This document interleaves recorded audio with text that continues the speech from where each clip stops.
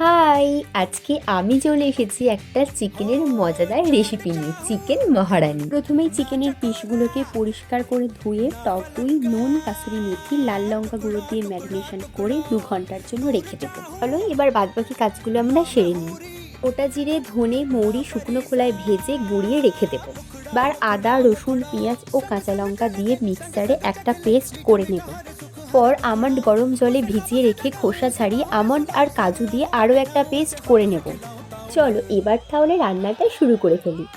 পেঁয়াজগুলো হালকা করে ভেজে নিয়ে প্রথমে আদা রসুনের পেস্টটা অ্যাড করে 2 আওয়ার্স ম্যারিনেশন করে রাখা চিকেনটা দিয়ে কষিয়ে নেব। কষতে কষতে চিকেনটা প্রায় সেদ্ধ হয়েই যাবে। এবার গুঁড়ো করে রাখা মশলাটা মিক্স করে নিয়ে আমন্ড আর কাজুর পেস্টটা দিয়ে নাড়াচাড়া করে কাসুরি মেথি, চিলি ফ্লেক্স ছড়িয়ে নুন আর 2 হাতা দুধ দিয়ে ফুটিয়ে নেব চিকেনটা। আমি কিন্তু আলাদা করে একটুও জল অ্যাড করিনি, তোমরা চাইলে অল্প পরিমাণে গরম জল অ্যাড করতে পারো।